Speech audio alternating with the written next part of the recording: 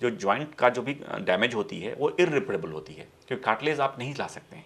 अगर एक बार आपका कार्टिलेज चला गया, you will have to operate it. तो कैसे इसकी नौबत ना आए, इसके लिए सबसे इंपॉर्टेंट है कि अगर आपको अर्ली स्टेज में आपको मालूम चल रहा है, इस तरह के सिम्टम्स हो रहे हैं, तो जाकर अपनी जांच करवाएं कि हाँ मुझे किस तरह का गठिया हो रहा है। अगर है तो अगर लग रहा है कि हाँ रोमेटॉइड आर्थराइटिस है, तो आजकल बहुत अच्छी अच्छी दवाइयाँ आती हैं।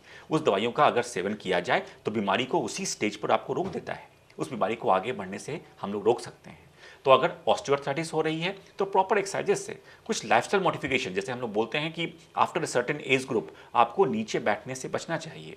घर में आलती पालती मारकर बैठें नहीं, नीचे इंडियन टॉयलेट का यूज़ ना करें, कमोड का यूज़ करें, और कोशिश करें कि अपने घुटने से नीचे की किसी भी चीज़ की हाइट पर ना बैठें। जैसे चेयर पर बैठ गए, स्टूल पर बैठ गए सही है, इससे नीचे जैसे मछिए पीढ़े पर ना बैठे, मीन्स अपनी नी को मोर देन 90 ना मोड़ें।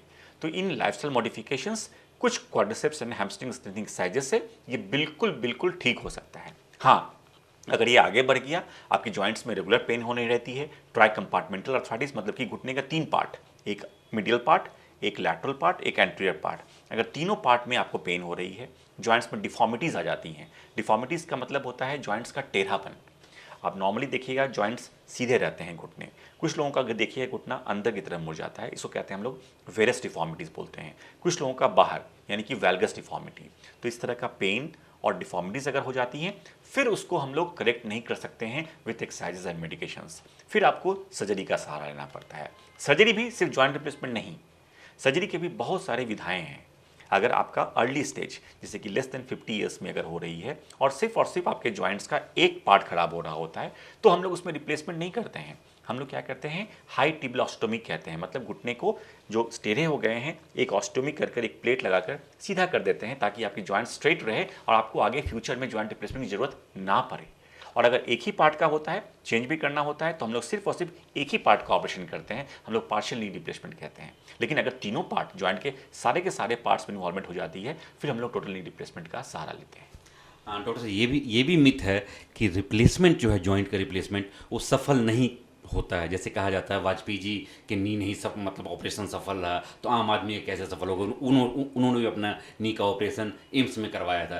तो आप ये हमारे दर्शकों को बताएं, जो ये कितने परसेंट तक सफल माना जाए, कितने परसेंट तक नहीं माना जाए? देखिए, आपने इसका आंसर खुद ही दे दिया कि एक मिथ है ये।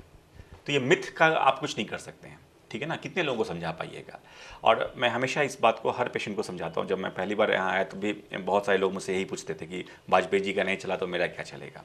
वाजपेयी जी का ऑपरेशन एम्स में नहीं हुआ था, वाजपेयी जी का ऑपरेशन ब्रीच कैंडी मुंबई में हुआ था, 1998 में हुआ था।